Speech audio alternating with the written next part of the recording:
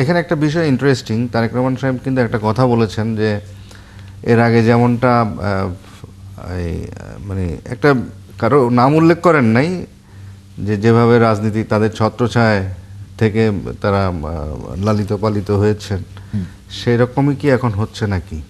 মানে অপোজিশন এখন আবার ওই তাদেরকে মানে তাদের অধীনে কি আবার যারা পরাজিত বা পলাতক আওয়ামী লীগের রাজনীতি তারা আবার এখানে একসময় যুক্ত হচ্ছে কিনা, এই প্রশ্নটা তিনি একটু ইঙ্গিত করেছেন।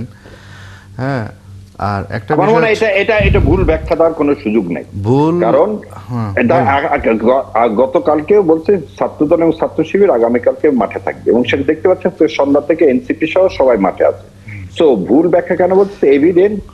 আপনাকে যেমন বলা হয় justice need to be apparent, আজকে অসহ অবস্থানটা অ্যাপারেন্ট। আর ইন্ডিয়া এবং কিছু লোককে তো মিডিয়ায় পাঠানোই হয়েছে, বসানোই হয়েছে ভাই এই ধরনের বয়ান সৃষ্টি করার জন্য।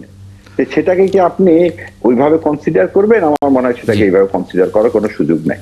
জি, ব্যারিস্টার নাসিরউদ্দিন আহমদ অসীম উনি একটু আগে চলে যেতে চান, একটু একটা জরুরি প্রয়োজনে আমার একটু যেতে হবে।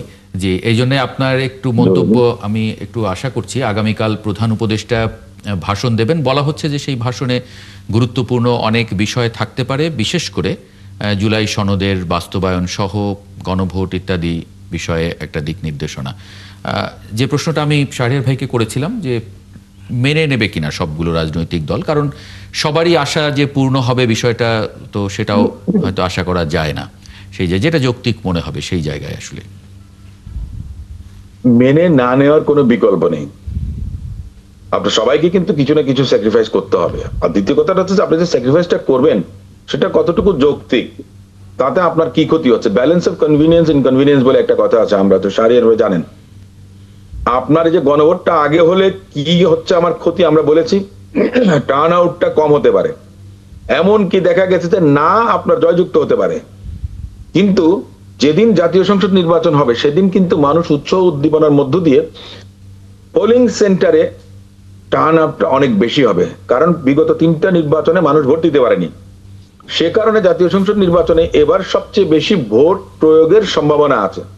সে সময় মানুষ তার এই জবাবটা দেবার মতো একটা সুযোগ পাবে। কিন্তু তার আগে যদি আপনি করেন, এতে কিন্তু সরকারের পরিবর্তন হয় না। মানুষ ভাবে যে অমুক নির্বাচন তমুক নির্বাচন, যেখানে মনে করেন যে কোনো সরকার পরিবর্তন বা এ ধরনের কোনো কিছু থাকে না, সে সমস্ত ভোটে খুব একটা বেশি মানুষের উৎসাহ থাকে না। সে কারণেই আমরা বলছি যে একটা জায়গায় তো এখন থেকে আছে, তো এইটুকু ছাড় দিতে তো কারো কোনো অসুবিধা নেই। আমাদের দলের স্থায়ী কমিটির সদস্য জনাব সালাউদ্দিন আহমেদ সাহেব বলেছেন যে গণভোট, যে কথাটা আমি বলেছি যে গণভোট এখন করাটা অসাংবিধানিক, কিংবা গণভোটের মধ্যে আপনি যখন জুড়ে দিয়েছেন 270 দিন পরে আইনে পরিণত হবে, তার মানে আপনি বাধ্য করছেন আগে থেকে, তাহলে তার এত এই 2 বছর ধরে আলাপের দরকার ছিল না। প্রধান উপদেষ্টা মহোদয় আগামীকালকে ভাষণে যে কথাটা বলবেন এই কথাটাই বলে দিতেন। এই যে আলোচনাটা কেন করলেন? তাহলে দূরত্বটা কমিয়ে এনেছেন। কারো যে ডিসেন্ট আছে, ডিসেন্ট মানে যে না আমি মানি না তা না, বিকল্প প্রস্তাব দিয়ে রেখেছেন।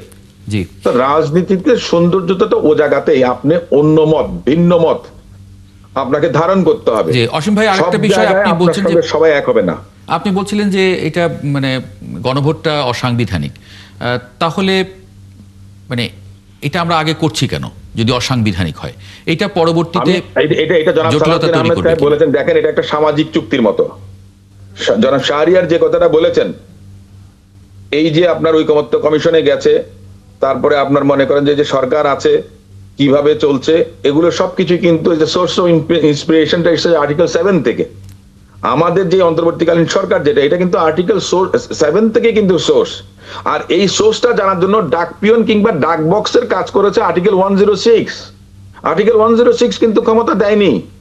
এটা একটা বাহন হয়ে আমি ওখানে গেছি, সুপ্রিম কোর্টে গেছি, তাই না? আচ্ছা, 7ই হলো আপনার আর্টিকেল 7ই হলো গিয়ে আপনার মনে করেন যে জনগণ সকল ক্ষমতার উৎস বা জনগণের আশা আকাঙ্ক্ষার প্রতিফলন, পাস উইশ।